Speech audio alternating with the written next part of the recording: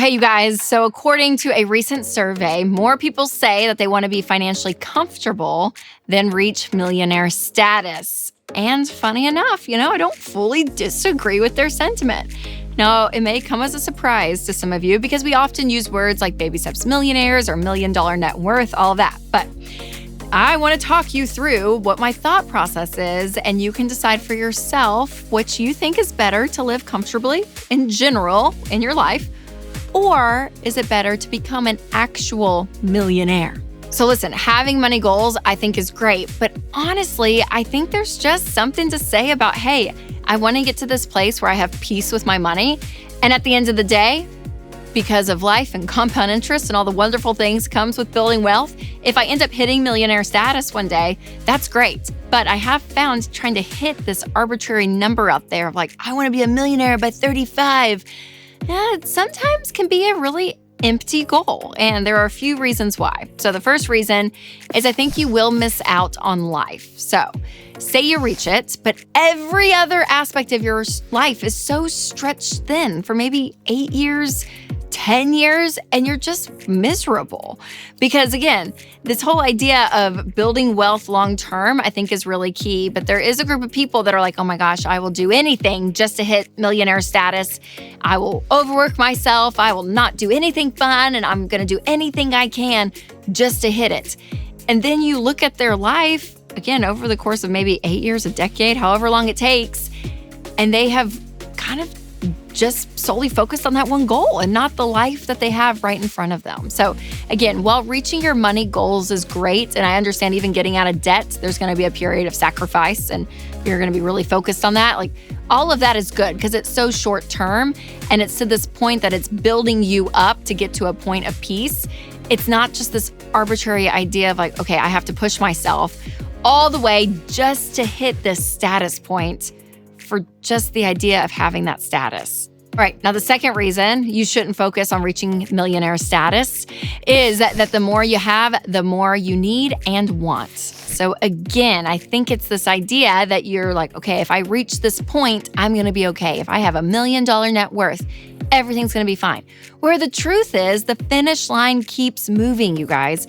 If that's your only goal for the only reason of just seeing that number in your bank account, and you get there, you may look around and think, and for most people, well, oh, is this it? Okay, well, I think I need like $500,000 more. And you just keep pushing that goal and pushing that goal for the sake of just pushing that goal.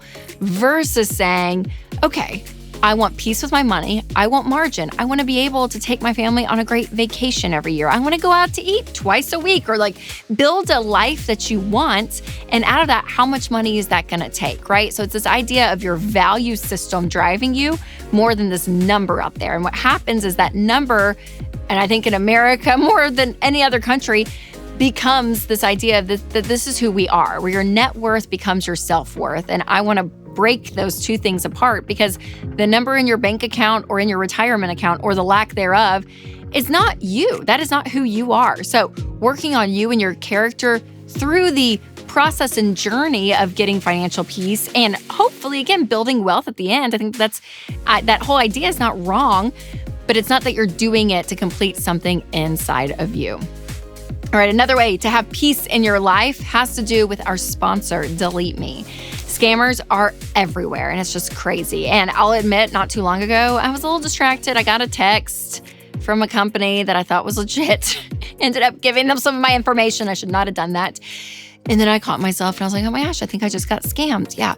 I mean, your information is out there, you guys. These data brokers, they have your address, they have your phone number. Some of them even have your money information, all of it. And so it just can get bad really quickly. That is why I recommend to use Delete Me.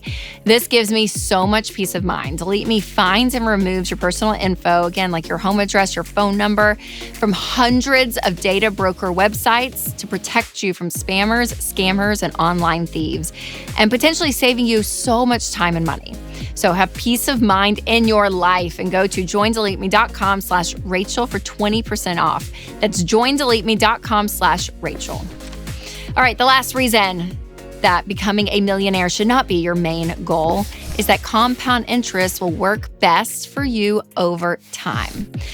That's right. So again, this idea of planning long-term is really key. And when you invest a certain amount of money, we talk about 15% of your income, over time, that compound interest is going to work for you. Proverbs 13:11 says, whoever gathers money little by little makes it grow. Again, meaning that going all in and just like, I'm going to do whatever I can to be a millionaire, in the next decade of my life, and I'll do anything. That's an exhausting strategy versus saying, hey, I want to get myself on a level playing field. I want to be wise with my money. I want to get an emergency fund. Again, the wise things, the grown-up things, but then just putting a portion of your money aside month after month, year after year, investing 15% of your income, and it's going to grow over time. And that's the really beautiful thing that comes with building wealth is that you can do it and you can do it while you sleep. It doesn't have to be this crazy, intense goal. It's just this idea that you're forming a life where you're putting money aside. And over time, you guys, that is going to grow. Compound interest is a beautiful thing. And if you've not checked it out, make sure to go to our compound interest calculator. Again, I'll put a link down below. But just put some numbers in, and that may actually kind of ease you a little bit to say, okay, I'm going to be okay, because you're going to see the power of compound interest.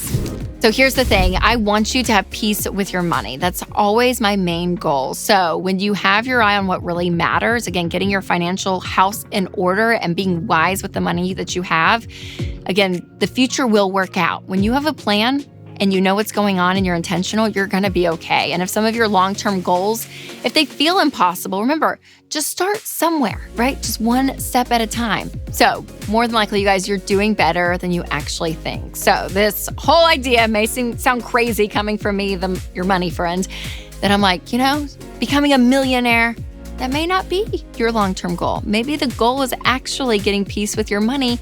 And then the effect of that, because of what you're putting out, is actually that you probably will become a millionaire, but you're doing it in a more healthy way, holistic way, which is what I want for you. So make sure to check out the next video, though, on stealth wealth. It's very fascinating. All right, you guys, remember to take control of your money and create a life you love.